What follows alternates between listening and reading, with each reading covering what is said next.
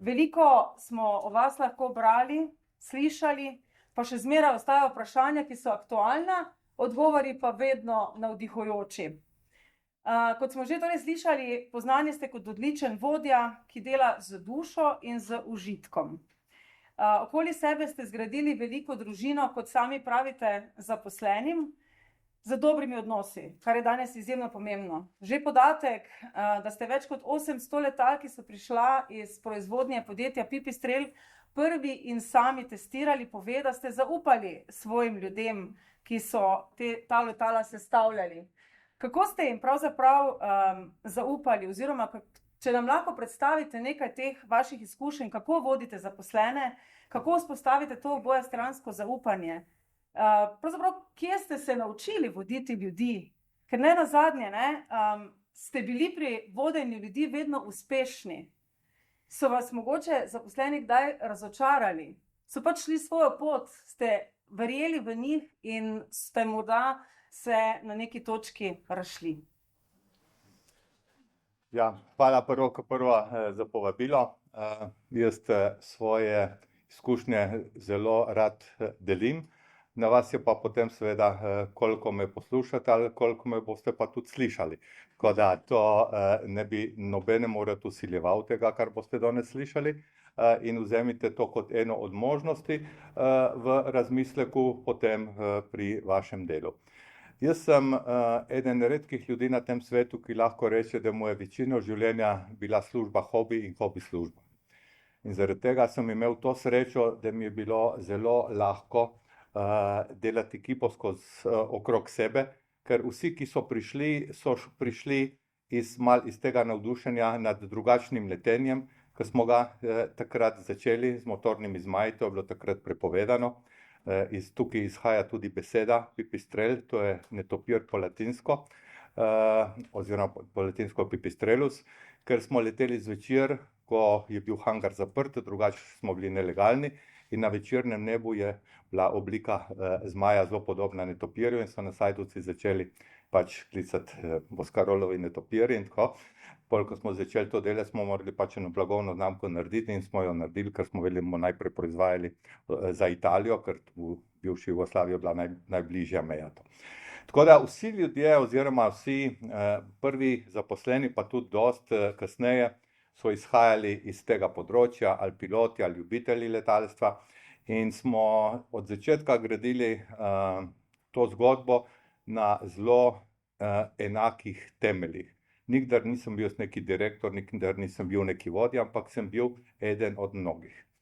In pol, ko je to organsko raslo, sem enostavno ta koncept peljal naprej. Jaz nisem, mene nobeden v podjetju nikoli ni vikal, mene v podjetju nikdar nobeden ni razumel kot šefa, ampak kot enega izmed njih. In tudi, ko je prihajalo do idej, tudi, ko je prihajalo do nagrad, tudi do plače, jaz nisem imel nikdar najvišje plače v podjetju, ampak so imeli tisti, ki so si jo bolj zaslužili višje od mene. Tako da, ampak zaradi tega smo pa ustvarili res en tak odnos, da so zaposleni razumeli, da ustvarijo zgodbo tudi zase, ne zame, da če je kaj narobe s produktom, sem jaz tisti prvi, ki ima lahko težave, ali pa naš kupec, in potem, če je konc s podjetjem, imamo vsi težavo. Zavedali smo se, da je tisto, kar imamo, pomembno za nas vse. Mi nismo nikdar imeli ene ključavnice in 33 letih nismo imeli ene kraje, ampak tudi vse, kar smo dosegli, vse nagrade, tudi to, kar je bilo danes omenjeno, 1.300.000 v Ameriki, kar je višja nagrada kot Nobelova, najvišja v letalstvu, sem vedno delil z vsemi, in to v enakem znesku. Čeprav so včasih kakšenkrat inženirji malo povihali nos in so rekli, pa saj smo mi to razvili, ne. Pa sem rekel, ja, ampak šofer je pa kontejner peljal do pristanišča, in če bi ga zvrnil, letalo ne bi prišlo v ZDA in ne bi zmagali, ne. Tako da, jaz sem vedno imel to logiko, da zgodbo ustvarjamo vsi, in če smo vsi za njo odgovorni, potem se tudi drugače obnašamo do rezultatov in do tistega, kar delamo. in potem ustvariš dolgoročno zgodbo in potem vidiš, da je lahko to, ne vem, ena socialna varnost morda zate ali pa tudi za partnerja, ne vem, otroke in tako naprej. Počasi pridejo cele družine in potem, če vidiš, da je kemija, pol je tvoja naloga kot lastnika, da se potrudiš, da ustvariš take delovne pogoje, da so motivirani ostati. Ker veste, zlasti za mlade, danes plača ni vse. Ne? Je pomemben uspeh, ne? Je pomembna možnost hitrega napredovanja, je pomembno tudi to, da verjamejo v družbo samo. Mi, Pipistrel, je ena redkih družb, ne samo v Sloveniji, tudi širše, ki nikdar ni poslovala v 33 letih z izgubo. Ne samo to, vsako leto je bilo boljše od prejšnjega. Tudi v letih najhujših kriz, korone in tako naprej, smo imeli največjo rast, ker smo pobrali tudi delo od tistih, ki na krizo niso bili pripravljeni. Tako da na prste 4 rok recimo lahko naštejem ljudi, ki so iz Pipistrela v 33 letih šli stran. Ne? Jaz sem pustil Pipistrel kot večinski lastnik z 230 ljudmi, danes jih je že skoraj 500 sicer po letu in pol, ker lastnik, s katerim sem poročil Pipistrel, jaz ga nisem prodal, ne, ampak pravi, da sem ga poročil, izpolnjuje vse, kar je obljubil. In če naredite en tak sistem, ki potem funkcionira, tudi ko vas ni, ne, ker se ljudje odgovorno obnašajo do tega, pol je bistveno lažje pričakovati tudi rezultate in lahko narediš z majhno ekipo to, kar te veliki z veliko ekipo ne morejo. In pazite, Textron, ne, novi lastnik, je korporacija, ki združuje 27 podjetij, 30 000 zaposlenih, ampak do danes niso spremenili v podjetju še nič. Moj sistem vodenja, vsi team buildingi, to, da se ob 3 zaklene in se vklopi alarm, ker v našem podjetju nikdar nismo smeli delati nadur, ker sem hotel, da grejo ljudje domov in da imajo nekaj od svojega življenja. Vse to so obdržali, vsi vodilni so obstali isti, samo en človek iz Amerike je tukaj, pa še ta ni ves čas. Torej, ko narediš sistem, ki sam sebi zaupa, ki je zgrajen na tradicionalnih vrednotah zaupanja, poštenja, pripadnosti in tako naprej, pol je zelo enostavno peljati podjetje. Hvala. Se vem, da je smešno, ampak tako je. Ampak kljub vsemu, ne, tudi v življenju tako uspešnega podjetnika, kot ste sami, ne gre vedno vse zelo gladko. Življenje vas je naučilo, da se nič ne zgodi slučajno, kot pravite sami, vse se zgodi z nekim razlogom. Porazi so za vas naložbe, da delate še bolje, da vas dvignejo s tal, zbudijo iz zaspanosti. Nobenega poraza na dolgi rok torej niste šteli za neuspeh. Zdaj pa, če vas lahko še mogoče citiram, kot ste rekli, v vsem, kar se mi je v življenju zgodilo, če tudi se mi je takrat sesul svet, sem čez čas našel nekaj dobrega. Vse neuspehe sprejemam. Ampak vprašanje pa je, a vas ni bilo nikoli na tej poklicni, karierni poti strah, da ne boste zmogli, da ne boste znali? Torej so v bistvu padci nujni, da je ta vzpon mogoč ali pa da je na koncu še slajši. In s kakšnimi pristopi ste v prvi vrsti navdihovali in motivirali sebe, potem pa še seveda zaposlene?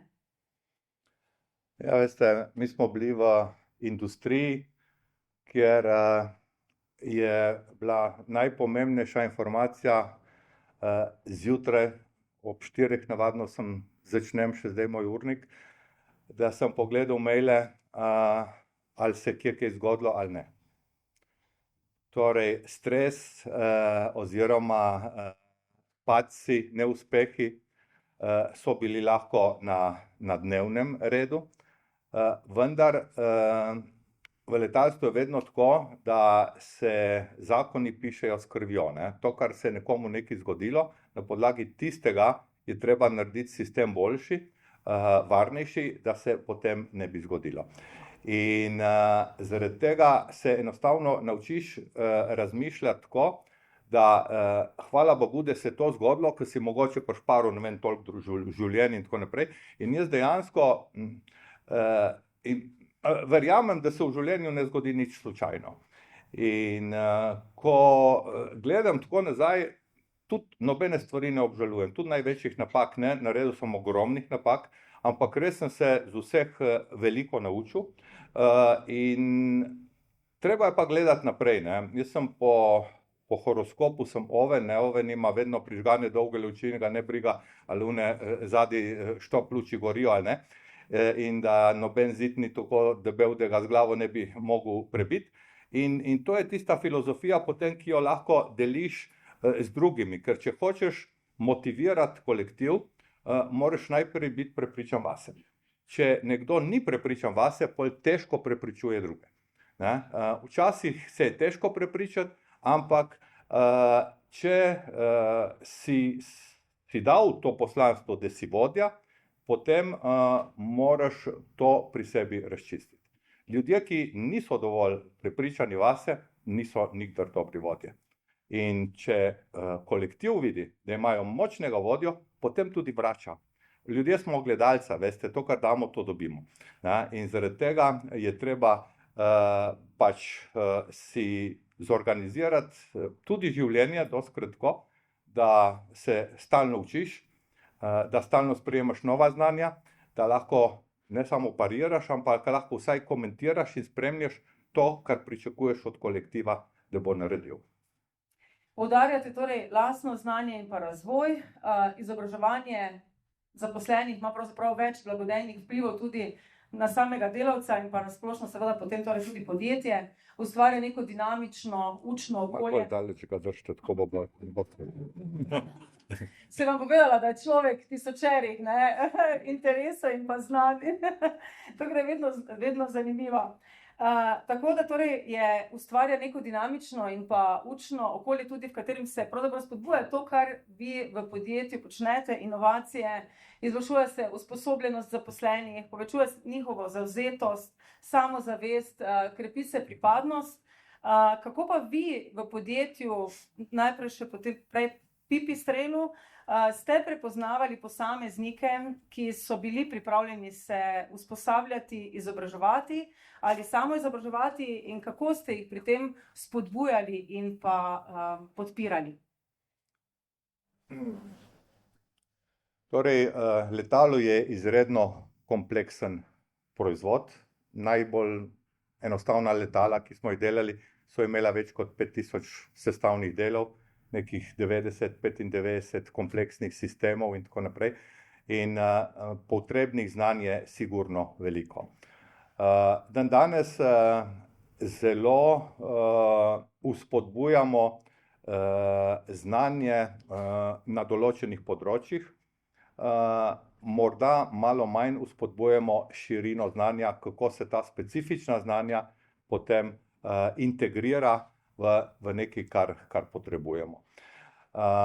Jaz sem vedno zaposloval, in tudi moji kolegi bolj seveda, ljudi, ki so se prvo videli v kolektivu, ki so bili nekonfliktni, ki so bili povezovalni in seveda, ki so imeli določena znanja.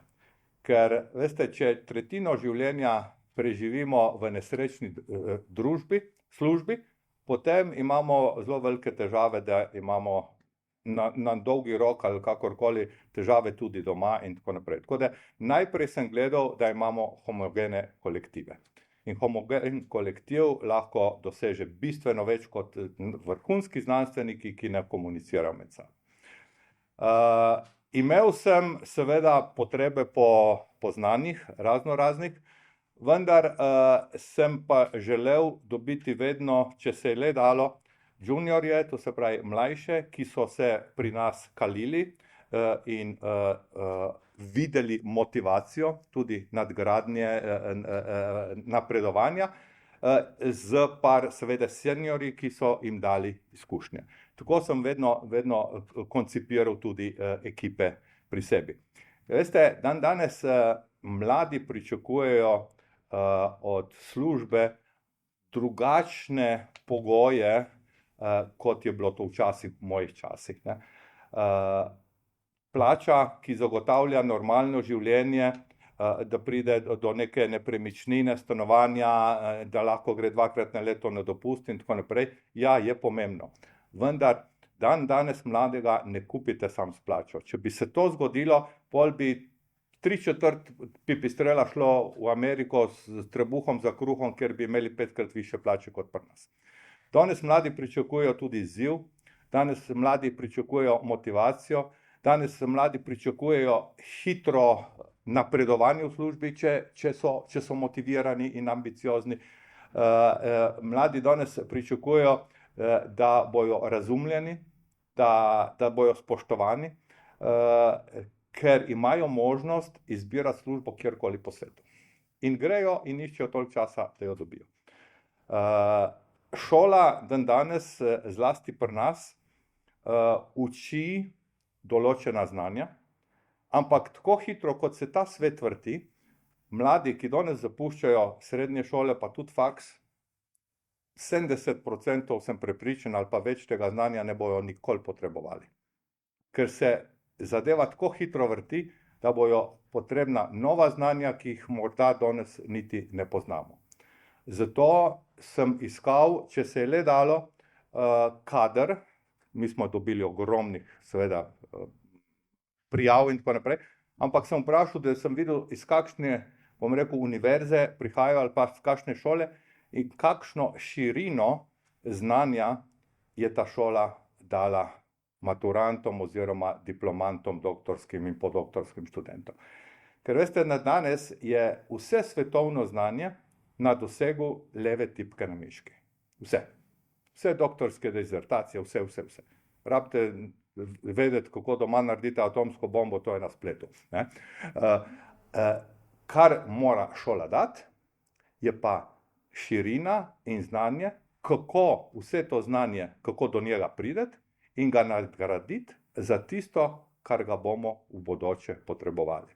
Jaz sem se celo življenje učil, jaz sem študiral ekonomijo, potem sem 10 let živel od fotografije in tako naprej, ampak na koncu sem se končal s tem, da sem se učil, kaj je to elektron, kako funkcionira litijeva baterija in tako naprej. Danes mladi vedo, ne rabimo učiti, da se bojo morali učiti vse življenje.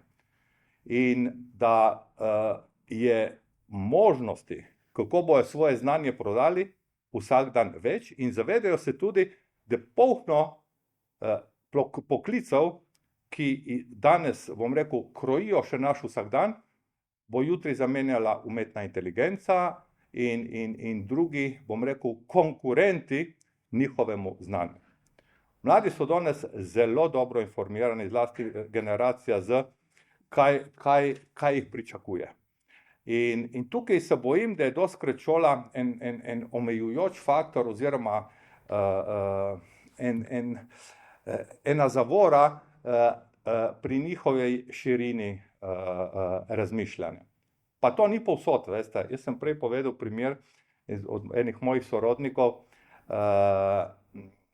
Starši so se preselili v Abu Dhabi, v Emirate, pa rečemo, Arabci in tako naprej.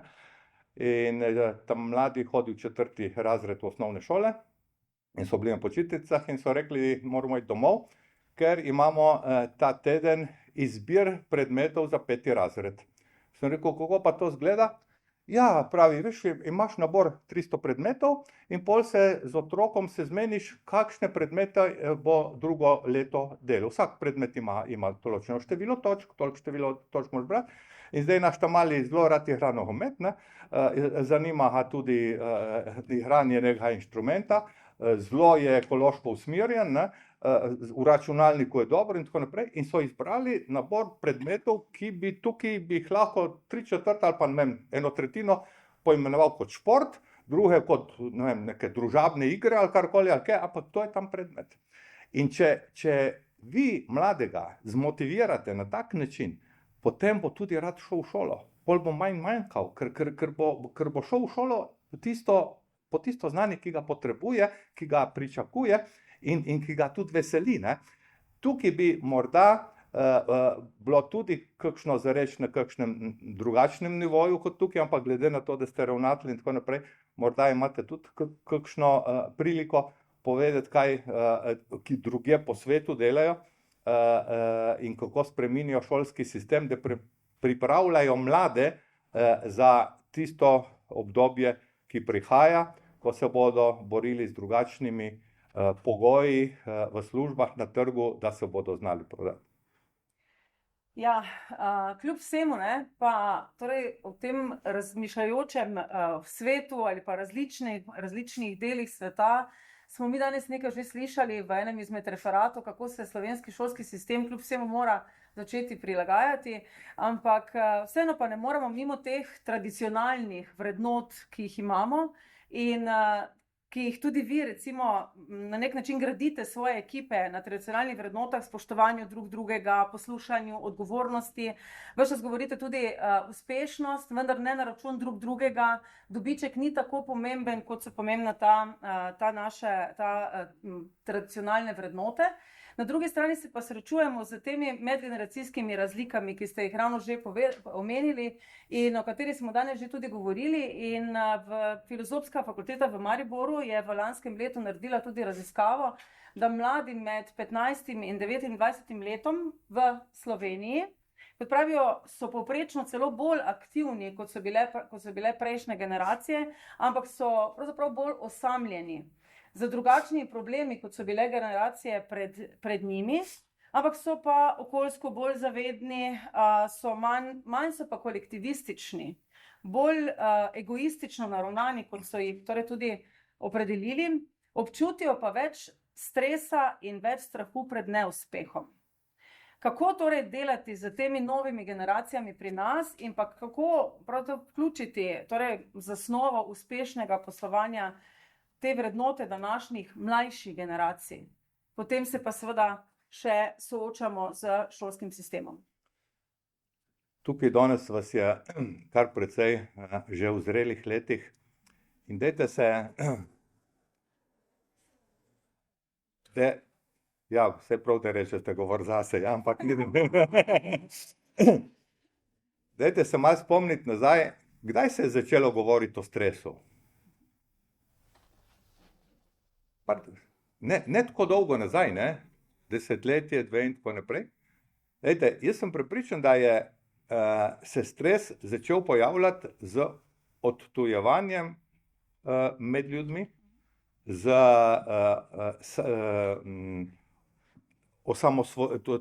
samotnostjo, z manj pogovora, z manj komunikacije in tako naprej, ne? Vsa čast in slava temu, ne? Ampak ima toliko negativnih stvari, ki se odražajo pri nas. Veste, jaz sem človek tehnike, ne? Ampak jaz sem prvi rekel, da moramo začeti, in to zdaj, ko sem dobil še ta doktorski naziv, se zdaj zelo resno pogovarjam, da bom naredil en predmet, en semester rehumanizacije. A veste, dejstvo je, da če ne bomo začeli mladih učiti, kaj je humanost, da se ne bomo več spraševali, ali znamo še pismeno pisati, tiskane črke in tako naprej, ampak komuniciramo samo še smeškoti in s fotografijo poslati in tako naprej. To vodi v osamljenost, to vodi v stres, to vodi v samomore, to vodi v vse to, kar se danes dogaja, ker smo družbeno vedno bolj odtujeni, ne zanima nas drugega kot komunikacija z displejem in z nekom virtualnim, ki je na drugi strani. To je tisto, kar bi lahko danes šola delala. To mislim, in tukaj zelo resno mislim, da je to seveda na prvem mestu naloga družine, na drugem mestu pa naloga kolektiva v službi. Ker v teh 8 urah lahko komuniciraš, lahko si, bom rekel, ustvariš eno okolje, kjer se počutiš fajn, lahko pa komaj čakaš, kdaj boš odprl telefon in spet komuniciral z nekimi SMS in tako naprej in te sploh okolje ne briga več. Zato sem jaz zelo velik pristaš tega, da se racionalizira, ne bom rekel omeji, ampak racionalizira vseh teh elektronskih, bom rekel, medije, zlasti v nižjih ali pa v šoli in tako naprej.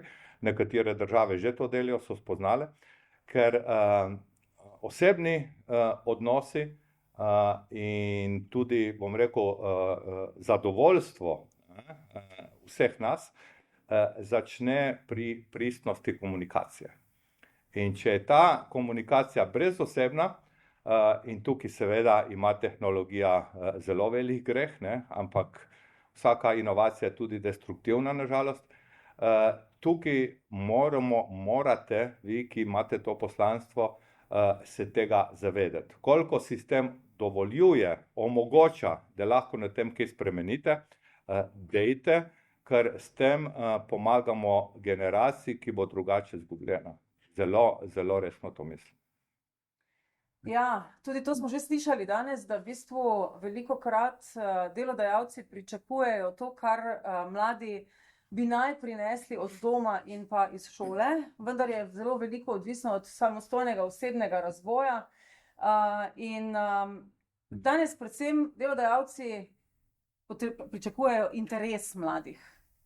In mene pa zanima, ali vi iz vaših izkušenj, kako bi rekli, ali se mladi zavedajo izzivov in pa dejstev, kako se je pravzaprav treba angažirati, če želiš nekaj premakniti, nekaj ustvariti, nekaj dobrega napraviti zase in za družbo? Mladi se zavedajo vseh te stvari, bolj, kot si mi starejši mislim. Vendar se zavedajo na drugačen način, kot mi mislimo, da je standard. Standarde pa postavljamo sami, a veste. In največkrat jih postavljamo zase, za okolje, kot smo mi. Mladi pa prihajajo iz nekega drugega sveta danes. Ne?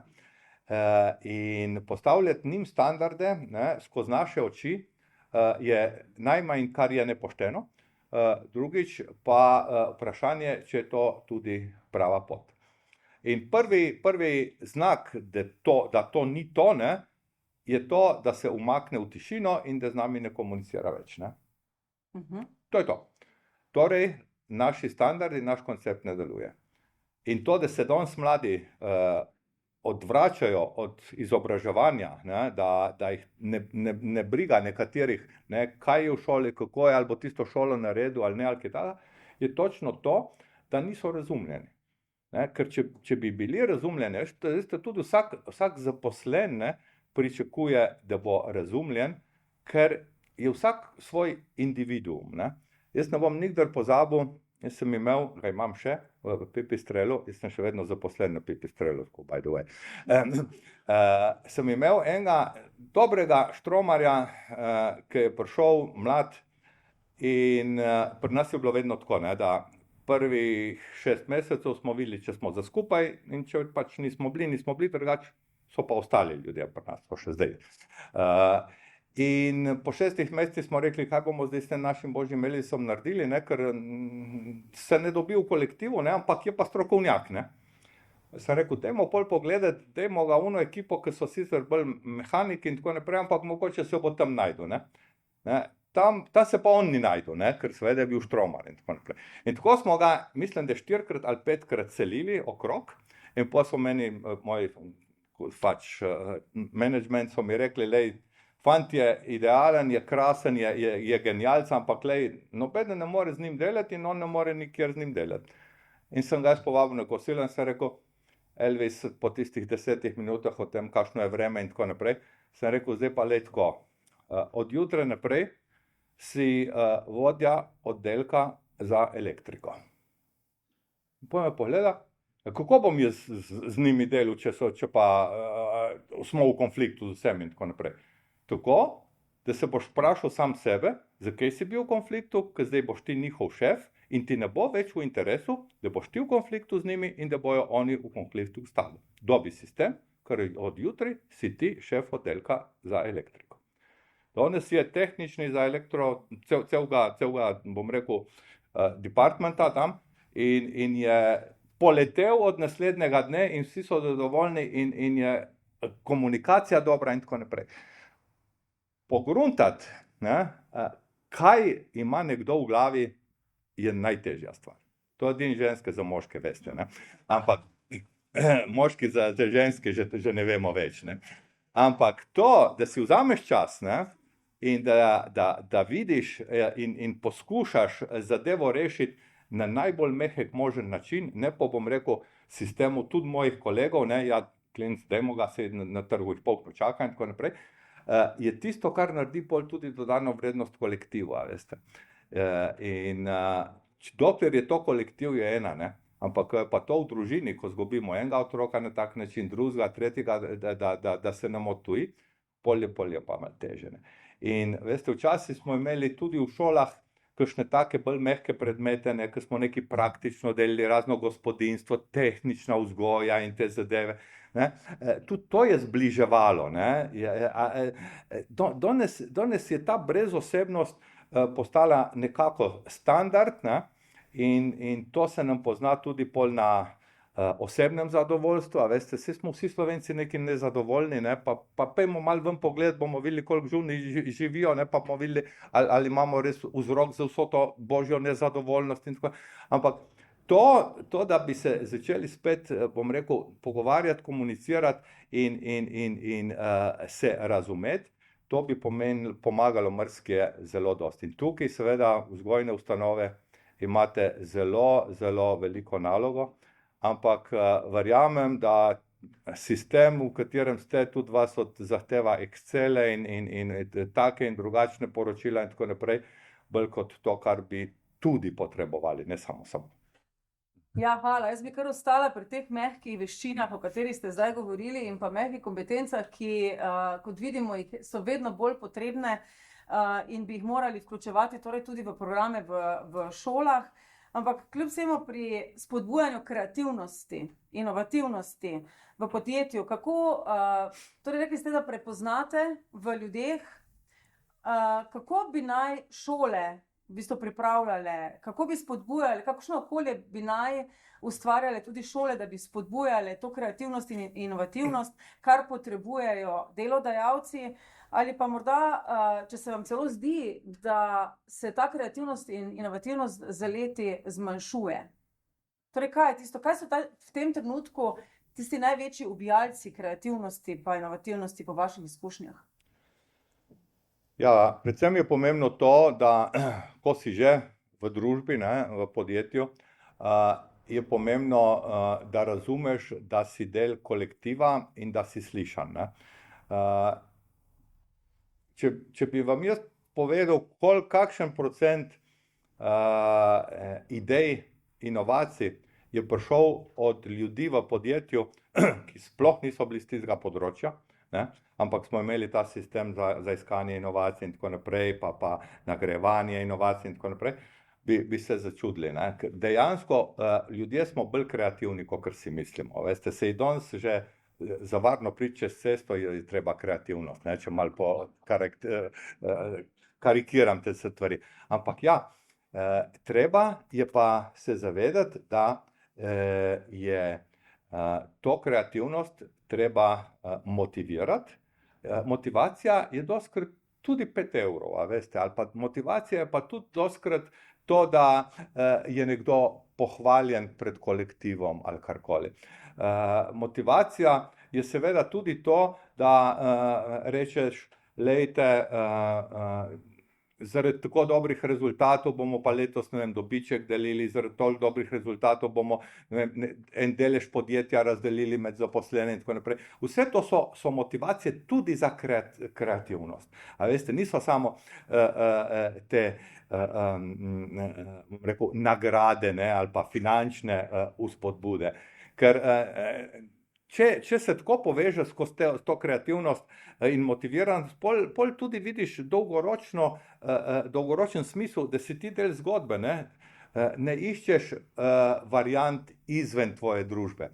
Glejte, Pipistrel je postavil dejansko tretji mejnik v letalstvu, to, kar je bilo že prej rečeno, ne. Leta 1927 je bilo certificirano za letalski promet, prevoz potnikov, prvo letalo na batni pogon, 1953 na reaktivni pogon in pol do leta 2020, ko je Pipistrel certificiral prvo brezemisijsko letalo za prevoz potnikov na električni pogon, ni bilo mejnika.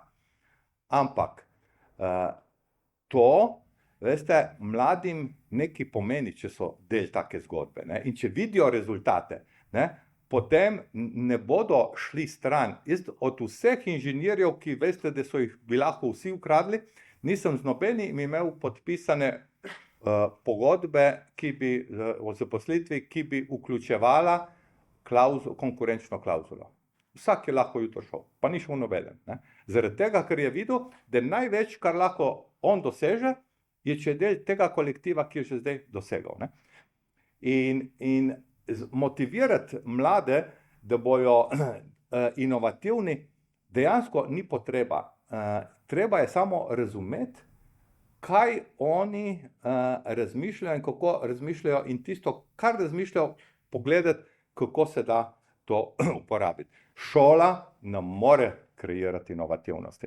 Inovativnost pa lahko po drugi strani kreira industrija, če je šola dovolj, bom rekel, pametna ali pa sistem, da mlade vključuje v proizvodne ali pa druge procese v industriji, da vidijo, kaj s tistim, ki lahko svojo kreativnostjo doprinesejo, ja, govorim v oklepajih o praksi in tako naprej, da pridejo do konkretnih rezultatov svojega dela, da vidijo, kaj bi lahko neki naredili in kaj sploh pomeni rezultat njihove kreativnosti. Ker če mi govorimo o kreativnosti v razredu in na PowerPointih, je to drugače, kot pa tam, če prime stružnico, pa če vidi in tako naprej.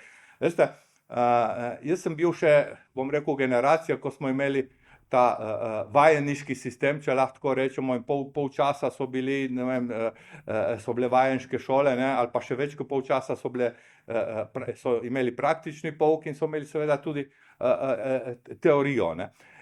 Ta motivacija videti, kaj lahko s svojimi rokami narediš, ali pa svojo glavo in tako naprej, je zelo veliko gonilo kreativnosti. Ja, hvala. Tudi višješolski sistem v bistvu temelji na tem, da so študenti 40% študijskega procesa izvedejo v podjetjih, pri konkretnih izzivih, pri konkretnih delih in pa seveda tudi v času pedagoškega dela poskušamo čim več strokovnih vsebin prenesti v šolstvo. Zdaj pa jaz seveda, drago občinstvo, vas poprosila oziroma povabila, da postavite kakšno vprašanje. Kot vidite, gospod Boscarol je izjemno zanimiv sogovornik, veliko nam ima zapovedati, zato kar izkoristimo te trenutke dragocene, ki nam jih je namenil, tudi za vaša vprašanja. Vidite, to sem točno pričakoval, ne? To je razlika, če jaz sem tako gost v Sloveniji ali pa recimo v Združenih državah Amerike, ne?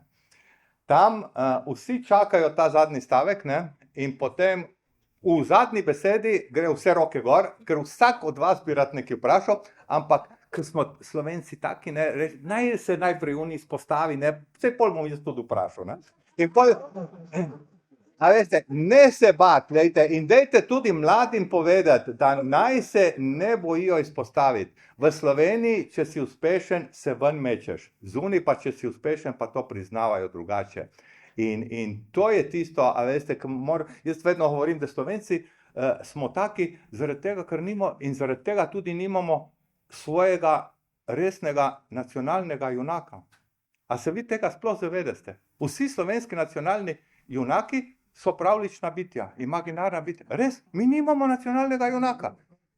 A veste, ne? In to je to, ne? Mi se bojimo, jaz sem tukaj, zdaj smo lih v Mariboru, ne, sem bil leta 2015 Bob leta, ne, ker sem rekel, da Slovenci vse oprostimo, samo uspeha ne. Uspeha se bojimo, ampak glejte, to je tisto, kar ne žene naprej, zato ne se bati sami sebe, ne se bati izpostaviti in učite mlade, da naj grejo v prve vrste. To ni fronta. Na nek način je fronta tudi v življenju. Ampak, a veste, če imate vi polna skladišča, govorimo danes o inovativnosti, ne? Najbolj inovativen produkt, najboljši je lahko, pa da imate polna skladišča in da nobeden za to ne ve, vi boste listko propadli. Ne? In vse znanje, ki ga imajo mladi, če ga ne bojo znali prodati, če se ne bojo znali izpostaviti, ni nič vredno. Ne? Tako, zdaj pa lahko, evo. Dr. Žanar na Akademija Višja strokovna šola. Jaz sem vas v bistvu pri 18 letih prvič srečal na letališču v Dubaju. Takrat ste mi razlagali, kaj vse se na Kitajskem dogaja. Nazaj.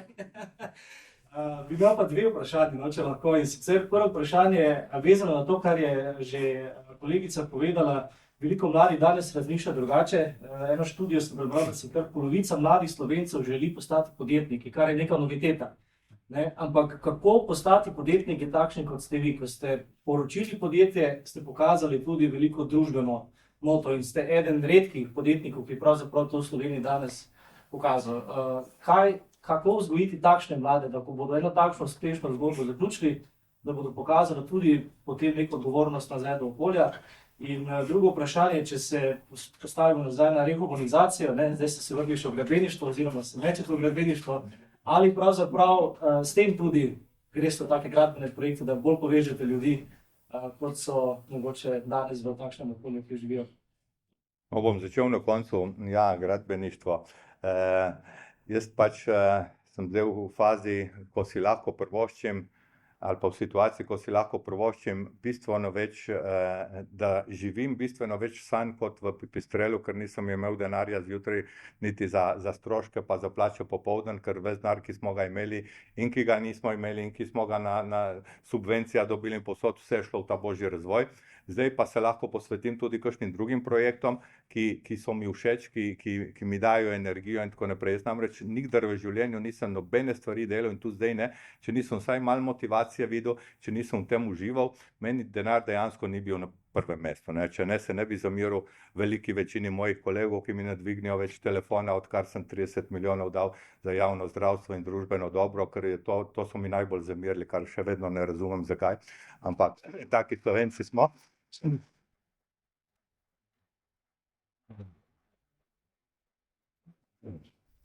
Tako da to prvo vprašanje pa bilo glede komunizacije in nova v bistvu življenjsko okolje, ki zdaj ustvarjajo. Ja, jaz sem prepričan, da na dolgi rok, tako kot gre zdaj krivulja, ne more iti. Veste, vsaka civilizacija se je do zdaj v zgodovini zrušila. In mi smo zdaj zelo blizu tega, da prihajamo na točko preloma, ko ne bo več poti nazaj. Ampak ne bo več poti nazaj ne samo zaradi tega, ker si uničujemo okolje in vse te zvedi in tako naprej, ampak zaradi medčloveških odnosov. Mislim, civilizacija, ki jo, bom rekel, ne zanimajo niti več telesni stiki, nima šans, da preživi. Zato jaz govorim, da je treba te stvari malo spremeniti in če imam to možnost, oziroma pravim tako, vsi, ki imamo možnost karkoli spremeniti na bolje, je naša dolžnost, da to naredimo. Pa čeprav tudi delamo napako, ker lahko tudi tisto, kar mi mislimo, da je prav, v očeh nekoga ni prav. Jaz sem življenje posvetil temu, da bi atmosfera ostala zaradi letalstva, kar ga vsi potrebujemo, še vedno nudila hitre transporte, ampak ne na račun atmosfere. Ker če pogledate iz vesolja tole našo Zemljico, boste videli okrog en tanek moder pas. To je naša atmosfera. Ljudje lahko živimo tedne brez hrane, ali pa mesece, dneve ali pa tedne brez vode, ampak samo par minut brez zraka. In letalstvo ni največji onesnaževalec, ampak je onesnaževalec tistega, na kar smo najbolj občutljivi. In iz tega izhaja pol vse nazaj. Moramo biti odgovorni do vsega, ker tiste atmosfere, tiste mikroplastike, tiste to, jo ne ustvarjajo ljudje, kot politika pravi, bi morali to narediti. Jaz moram narediti. Vsak je malo odgovoren za to. Mi smo vsi pazili v vseh neumnostih, ki jih ta planet mora za nas delati. Ampak prej ali slej prideš do točke preloma, ko enostavno se Zemlja ne more več sama sebe obnavljati, ko ljudje ne bomo več prišli do točke nazaj, da bomo lahko začeli drugače razmišljati, kot zdaj razmišljamo.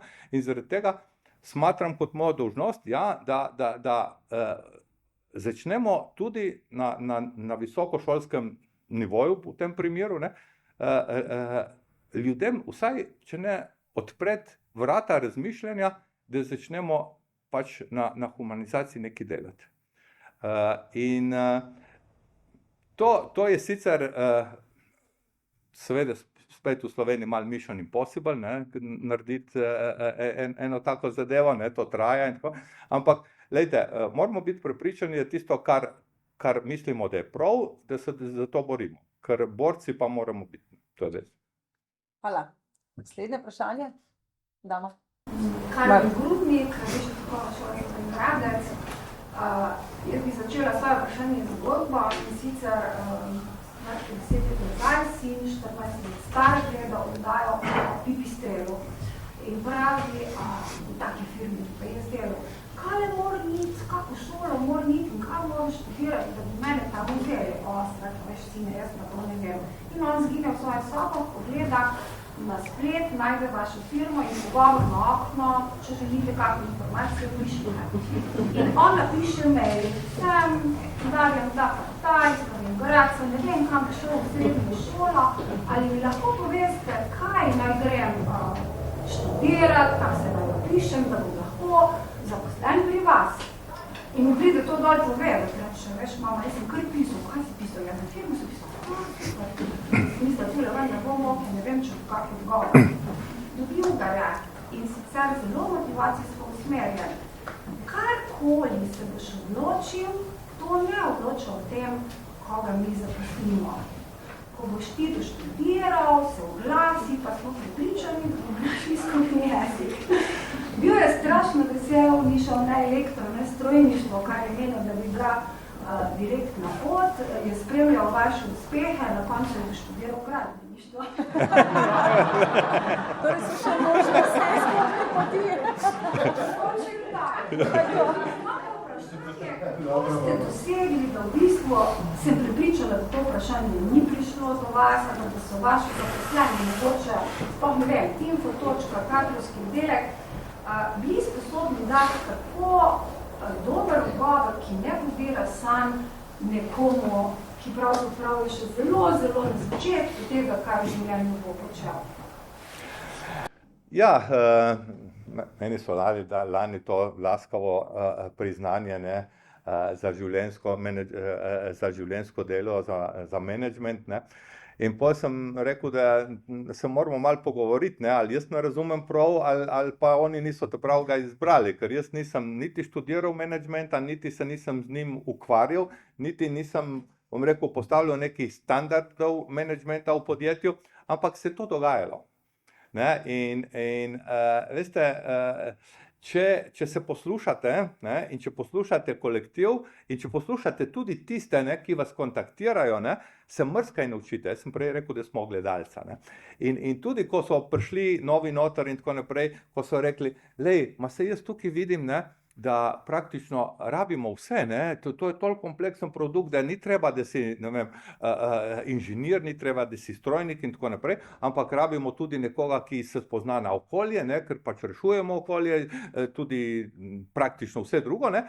In počasi se učiš, ne, in tudi vidiš, kako pol komunicirati s tistimi, ki bi prišli, ne. Zakaj ga bi mi omejevali in bi rekli, poslušaj, danes rabimo pa mi, ne vem, štromarja, če je on komi v srednji šoli ali pa v osnovni šoli, ne.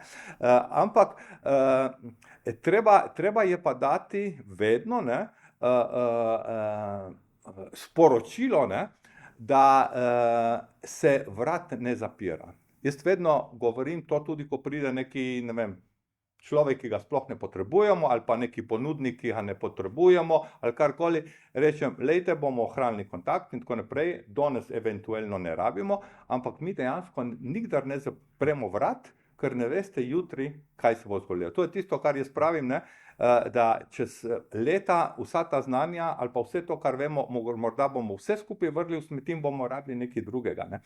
A veste, če bi meni rekel nekdo, ne, ko sem prvo zastavil smernico podjetja pred 30 leti, da bomo naredili brezemisijsko električno letalo, ne, takrat sem bil ta najbolj neumen konstruktor med svojimi kolegi, so me vprašali, koliko bo pa kabli dolgi, pa tako naprej, ne.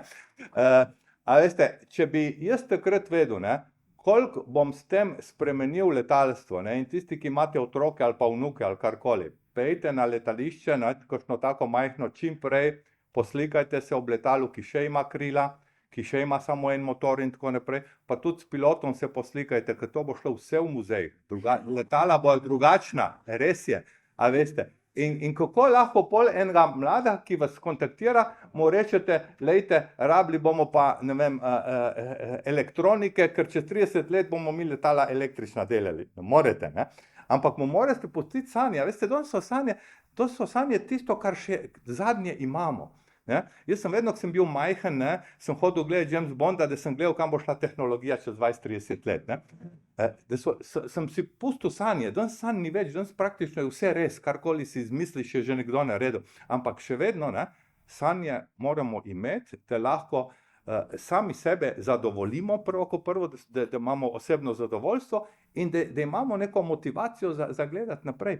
Jaz zelo malo spim, veste, mi pravijo prvi podočnjaki Slovenije, ne, odkar ni več kolča, ker jaz grem spat ob 2, ob 4 sem po konci, ampak že celo življenje ne rabim spanja, ampak zaradi tega imam to možnost, da sanjam čez dan, ne. In pol mrzkšno to stvar tudi, bom rekel, naredim, ne. Tako da, pustite mlade naj sanjajo, resno, in ne jih omejevati.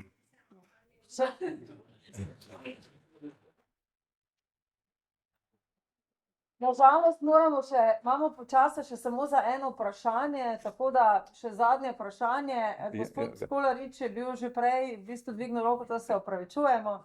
Gospod Boskarol, moram reči, jaz imam vam za vas namenjeno eno vprašanje, ampak po tem vašem današnjem pogovoru z nami je 1000. Ja. A vidite, kako smo učinkoviti?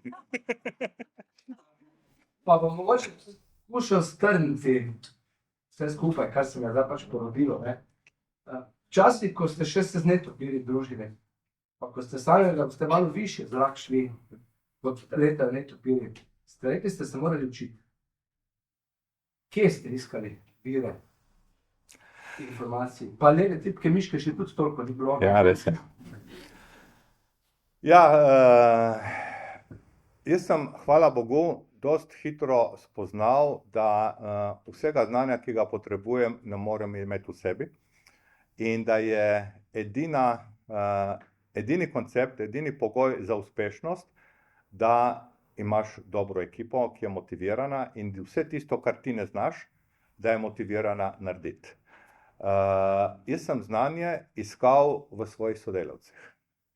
Ker brez njih jaz ne bi nikoli tega naredil, kar sem. Tudi, ko sem podjetje prodal, sem najprej se vsem oddolžil in sem jim dal po 3 evre na dan, ker so bili v pipistrelu vsem in tako naprej. Ker oni so tisti, ki so ustvarjali. Znanje danes morate znati spremljati, ja, da jih lahko usmerjate, da lahko ste vsaj seznanjeni in tako naprej. Ampak danes je že za vsak dan potrebnega toliko različnega znanja, da ne morete imeti vse. In ga ne morete niti iskati, ker ne veste, da ga potrebujete. Vse eden, ne? Ampak vsi, to kolikor nas je pa tukaj noter, pa verjetno že zelo dobro obvladamo marsikaj, ko vsak ima neko drugačno znanje. Tako da jaz sem znanje največkrat iskal pri svojih sodelavcih. Ali lahko šola pomaga pri tem starimi programi, ali menite, da treba študijske, šolske programe ponavljati, vsaj neke izsleditve, tudi ta razmišljanje, ki ste zelo dobro povedali, uvajati noter. Torej, če bi jaz imel čarobno palčko, pa ne zaključim danes to, če bi jaz imel čarobno palčko, a veste, kaj bi jaz naredil? Šolski sistem bi toliko spremenil, da ne bi temeljil več na predavanjih, ampak na debati.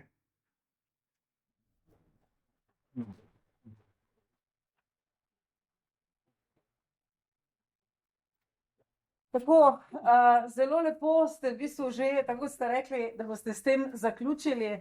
Hvala lepa. Moje zadnje vprašanje je bilo v bistvu za človeka, ki slišite, ne, da zelo malo spi, ampak mislim, da skoraj, da ste človek, ki nikoli ne spi. Vi ste vedno korak pred časom in zadnje vprašanje je bilo, kakšna je vizija za prihodnost. Ali se bomo prevažali v vaših, torej letečih taksijih, s pomočjo umetne inteligence ustvarjali nove vrednosti, oziroma kaj je tisto, kar vi vidite v prihodnje? A imamo čas do jutra? Mija? Ja, vizija za prihodnost je treba dejansko se zmeniti, na katerem področju, ali je to letalsko, ali je to na izobraževalnem področju, ali je to na, ne vem, ekološkem področju in tako naprej. Na kratko bi tako rekel, da kar je stalnica, za bodoče, za razmišljanje o bodočnosti, so spremembe. Tako hitro, kot se bodo te spremembe zdaj dogajale, se niso nikdar prej. In osnova za te stalnice sprememb, če lahko tako rečem, ne bomo več samo ljudje, kar je do sedaj v zgodovini tega planeta bilo, ampak tudi produkt, ki smo ga ustvarili. In veste, jaz nisem prepričan in ne delim mnenja nekaterih sodobnikov iz tega sveta, da bo umetna inteligenca vedno podrejena človeku, ker ne bo imela čustev, ker ne bo imela ljubezni, ker ne bo imela vseh teh, bom rekel, mehkih delov, ki jih človek ima. Nisem prepričan. Ker tako hitro, kot se zdaj zadeve dogajajo, jaz mislim, da je možno, da bo umetna inteligenca začela lahko tudi sama razmišljati, čustvovati in se tudi obračati proti nam. In kar se jaz bojim od bodočnosti, pri vseh krasnih stvareh, ki jih tehnologija prinaša, je to, da se ne bomo znali ubraniti temu, kar smo ustvarili.